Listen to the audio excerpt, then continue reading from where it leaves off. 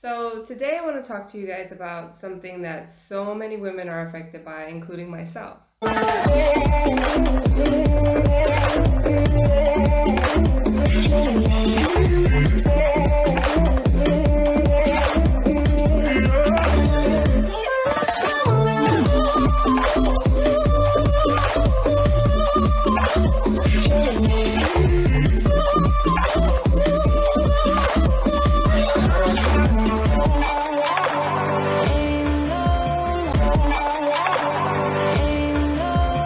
Hey guys, welcome back to our channel. It's me, Tessa. Gail's not here today, but she will be back next week with some great information. Recently, I found out that I had some minor health issues, and to some women, it may not be minor, but I look at things a little bit different, and I feel like if you have an issue, you know, you fix it. You've given one life, one chance, one shot. You understand? One body, one vessel. So you fix the problems. And to me, to be honest, like it could be a lot worse. There's people that have a lot of ailments that are way worse than what I may be going through at the moment. So that's why I said minor issues. And pardon me if you feel like it is a major issue. So we're talking about uterine fibroids. Oh, I know. If you have suffered from that, you already know that they can be very painful, TMI messy, and it can cause a lot of problems and um, a whole lot of disturbance in your life. So, yeah, just about 20 to about 80% of women develop uterine fibroids by the age 50. Although fibroids are most common in women in their 40s and early 50s, African American women are most likely to get them at a younger age. And the thing that totally sucks is that not all women with fibroids have symptoms. There are known risk factors, very few, for uterine fibroids, especially being of reproductive age, infertility. So, not cool if you're trying to get pregnant. Fibroids can be, for some people, extremely painful. It can cause your uterus to expand to like a 6th or 7th month pregnancy. So you're walking around looking like you're carrying a child and you're not. They can form as one single dominant fibroid or form as like several, like in clusters. For me personally, I have 9 fibroids. Yeah. And I have 3 single fibroids, and then I have 6 in a cluster. Not cool, but story of my life. A woman's uterus is honestly not that big. So imagine how painful that can really be. Fibroids are growths, like tumors. But because they're typically not cancerous, benign, um, you can decide on your own whether or not you want to have them removed or not. You can decide with your doctor what best suits your life and what treatment options are available out there for you. In most cases, fibroids are treated with either hormonal medications, you have the option of surgery, or even change in diet can help to shrink them or to kind of minimize your symptoms. When I found out that I had fibroids, which I'll tell you the story in a second, um, I thought about surgery and I was nervous about it. So I did my research and I found out that there was something called myomectomy. I think that's how you say it, myomectomy. Ooh, forgive me if I said that wrong, but I think it's myomectomy. And it's where they literally go in and cut out the fibroid. But if you're still in childbearing age, um, yeah, they can pretty much come back. And that's like in contrast to like a hysterectomy. A hysterectomy, they take out your entire uterus. And yeah, that's it. it's it. Your whole reproductive potential is no longer there. I mean, yeah. So with the hysterectomy, if you're planning on having kids, you're probably better off going with the myomectomy because you will no longer have a uterus and you won't be able to have kids. So think about changing your diet like I did, or think about the myomectomy, which I didn't think was an option for me only because, you know, I just felt like it would just come right back, you know? So I chose to change my diet. And I'm going to let you know about that too. Another option that I recently heard of, I actually did not hear of it while I was first doing my research. It was a friend of mine that called me to let me know that she also had fibroids, and she shared with me that there was something, a procedure she was looking into, which I thought was pretty cool, um, just to find out more information. And so I did the research myself, and it's something that's called a uterine artery embolization, I think it's called.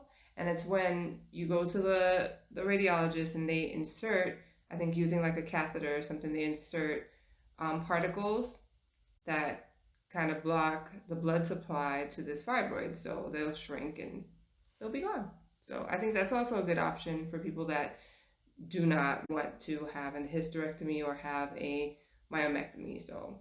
So my personal experience with finding out I had fibroids was strange. Um, I had just started a new diet. I was excited about trying to lose weight because I had got to my top weight. Oh my God, I don't even want to call the number, but for me, I'm 5'7", and I've always been very thin growing up. Got bigger, bigger, had kids, life gets the best of you, enjoy life, and you eat. And and so I gained weight. I went from being very slim, abnormally slim. I was like 98 pounds. Then I got up to, like, before I had my kids, I was like maybe 100 pounds, like, or 100 pounds or so. My top weight was 125 with my first pregnancy, which is not healthy, but I guess for how small I was already, whatever. And my top weight with my last pregnancy was like 150 pounds, maybe 150 something. I don't know. It was somewhere around there. But recently, living my life, my best life, I gained a lot of weight and went up to 182 pounds. Yeah, that's a lot for me. And I just did not feel healthy. I did not like how my body was looking. And so I was like, I'm going on a diet. I'm going to work out. I'm going to do what I have to do. And I started to. Started losing a little bit of weight and started taking, just like I completely changed my diet and taking like supplements and stuff. When I did that, I think that I may have not been hydrating properly. So here goes another TMI moment. Had constipation. And I'm like, yo, what's going on? Constipation. I was calling everybody because me, I have no shame. I was like, help. Someone call help. Like, I literally was calling all my friends and, I cannot go. And they were like praying for the poop. We had a thing going on. I had all my friends just praying for me to poop. And I was like, okay, day one passed, day two passed, day three. Look, it was like a full damn week. And they're like, okay, go to the hospital. You have to do something. It's not good if you're not going. And finally, I was just like, I don't want to go and tell them I'm pooping. So I'm drinking water, eating grapes, having prune juice, stool softeners, everything. Then I took a laxative. I tried everything. I literally listened to one of the craziest people that I know and trusted that person. And that person was like, hey, why don't you drink some Epsom salts? I was like, okay. I'm trying to think at this point, we're going to take the Epsom salt. And I did it. And I'm not sure if it worked, but I did also take a laxative. And then finally, because I couldn't take it anymore, I was just like, oh my God. I went a little, I think it was. And then, oh God, this is so TMI. I'm sorry, people. But literally, I could not go, and I had to find some form of relief. And finally, I took this laxative. But, yeah, but, I said but. Um, no pun intended. I took this laxative, and then finally the next day, I was able to go. And then came the cramping in the stomach. And it was so crippling. I couldn't take my kids to school. I couldn't walk. And I was like, oh my God, what am I going to do? What am I going to do? What am I going to do? So finally, with encouragement of my family and my friends, I got up and was like, I need to go to a hospital because this can't be normal. Like, a laxative cannot just be hurting me like that. So I Googled it. They were like, oh yeah, some people get severe cramps and so on and so forth. And I was like, oh, okay, it's going to pass. We'll be fine. Drink water. Drink water. No. Went to the hospital. I was dehydrated. I was everything. And then they were like, okay, we're going to take your blood. And I'm like, okay. Prior to that, I had gone to the doctor. Did I go to the doctor before that? Yes, I did. I went to the doctor like not too long before that and had blood work drawn, and they called me and said, oh, you're anemic. I'll get to that too. But yeah, I was in so much pain. They did an ultrasound, and that's when they told me, did you already know that you had fibroids? You said you just went to the doctor. Did you already know you had fibroids? I was like, no. I know that I get cysts sometimes, but I didn't know I had fibroids. They're like, yeah, you have fibroids. You have quite a few fibroids, ma'am. That's why you're in so much pain because, and then they started breaking it down and telling me how many I had and what they were like. And I was just like, OMG. So I'm like, what do I do? Am I going to have surgery? Like, what do I do? And they're like, well, there's several options, which is what I spoke about in the beginning of this video. And I just was like, it was too much information for me to retain. So I was like overwhelmed, and I'm like, I'm going home. And they said, well, get a hot pack, put it on. You can do castor oil packs. You can do several ways of comforting that area, to soothe that area. And so I'm like, oh my gosh. So they said, okay, make an appointment with your primary care physician, and you guys can figure out a plan on what best suits your life. And I said, okay. They said, do you have kids? I said, yeah. And they said, well, you might, if you're done having children, you might want to have a hysterectomy. And I was like, I didn't know about that right there. So, so you were taking out all my lady parts. And I felt some type of way about it. And no judgment to anybody that has done that, because if that works for your life, that it's going to work for your life. It just did not work for mine. I just did not know how I felt about that, to be honest. When I think about it, the symptoms were there for me. My menstrual period was totally abnormal. Like, the amount of bleeding was abnormal. Not to be extra, but the clotting was abnormal. It was just a lot of abnormalities when it came to my menstrual period. I was tired all the time, and I was dizzy all the time. I couldn't figure out why I'm always lightheaded. Associated that with just my regular vertigo, because I have that too. And I could not understand, like, for the life of me, why am I feeling like this? So when my blood work came back in, it showed that I am anemic. It said that my hemoglobin levels were super low.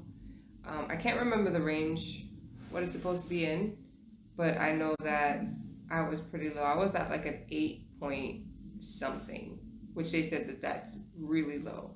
My vitamin D, low. And I'm like, what the heck? They was like, okay, you need to put some iron in your diet. You need to put some vitamin D in your diet, vitamin D in your diet, and get your life. Pretty much, get your life.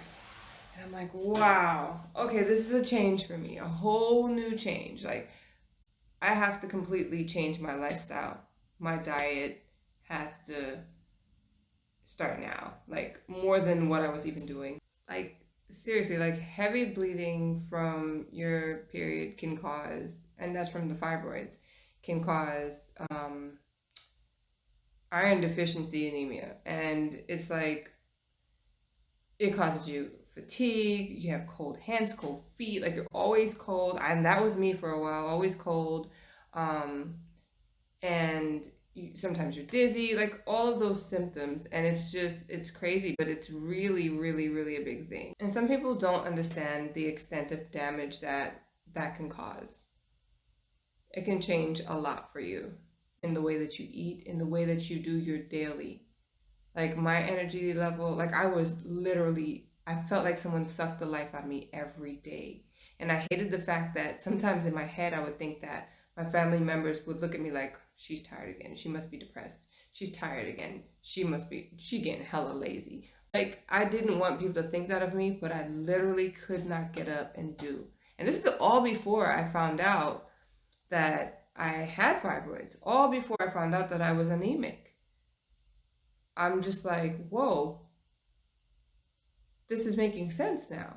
So, when I did the research on anemia, I realized another thing. My hair had been falling out like crazy. I love playing with extensions. I love wigs. I love playing with color, different things. I love a new look. As you guys can see, I'm always, trying to change it up. I didn't realize that my hair loss was due to me being anemic at all. I thought literally like I was under some stress. So I didn't realize that not having enough red blood cells, like low hemoglobin, which is basically you need that to carry oxygen to all parts of your body and including your hair follicles. So with a lack of that, your hair falls out. And my hair started falling out all here. And I'm like, oh. So finally, when I linked everything together, did all of the research myself, I spent hours and hours on YouTube, hours and hours Googling everything and talking with my doctor and trying to figure out what works best for me and what might work best for me, I should say. I just decided that I was going to try a fibro diet and try to figure out what foods are high in vitamin B, high in vitamin D, high in oh my god, antioxidants. I needed to find out a lot of information. Anti-inflammatories, like I needed all of that because I needed to figure out how to even regulate the hormonal imbalance that was going on in my body, the estrogen. Like, come on, I needed to figure that out because that's what the issue is. So I decided to just make a change, and I knew it was going to help with my weight loss as well because, like I said, I was at 180, I was 181, knocking on 182 pounds. And with this diet that I went on, I literally dropped from, in just a few months, from 182, close to 182, it was like 181 and some change, and I went all the way down to 154. I mean, I recently gained back a few pounds, so I'm now 160, but I'm gonna slowly get back to where I need to be. But the diet helped me, and I am no longer in that crazy amount of pain. So I'll just give you a few tips for what I did, and what I did may not work for you, but be sure to talk to your physician before introducing new supplements or before you change your diet, because what worked for me may not work for you. Basically, I added a few things to my diet. One of the things that I added is a lot of eggs. It's good to add grains to your diet. Stay away from like white bread, stay away from white rice. Lentils are pretty good. They're good for hormonal imbalances, and also garlic, antioxidants. Garlic is amazing. Another thing that I have actually right here, I heard that roasted dandelion root is good. So I'm not trying to, the only way I can do it is in the form of tea. So I got my tea, and then this turmeric. Oh my god. I mean, everything I use now is turmeric. I have turmeric in my rice. I have turmeric, like, I'm going to turn yellow. But This turmeric ginger tea is life. Life. Amazing. Tea of life. This is one shit life. I would totally encourage you guys to go organic. Wine is not your enemy. It's grapes, so it's fruit. Limit. Caffeine. Oh my God. I cannot explain to you how I feel about that. I am a caffeine junkie. And when they said, oh, ma'am, by the way, stay away from caffeine, I was like, oh, just kill me. Just kill me. Why don't you just kill me? Forget about the fibroids. You just kill me. I was just literally upset. Foods rich in iron, which I was recommended to do: spinach, raisins, nuts, almond, pine nuts, cashews, oatmeal, pumpkin seeds, kale. All of those things are high in iron. And they said once you pair it with vitamin C, it's easier to absorb it. Also, vitamin D, which I have here. I take these vitamin B pills. I love that they're small, easy to consume. They're tiny. Tilapia, herring, halibut, mackerel, salmon, trout, all of those, cod liver oil, all of those things are good. It reduces the progression of the fibroids. So, yeah, I added a lot of supplements to my diet, and one of them was vitamin B, because I was lacking that too. I was lacking everything. I'll share with you one of my issues. Not for nothing, these vitamins are good. However, Tessa has a very hard time with smells. So a lot of these pills have smells. So I ended up getting these off of Amazon, and it's called Garden of Life Vitamin Code Raw B Complex.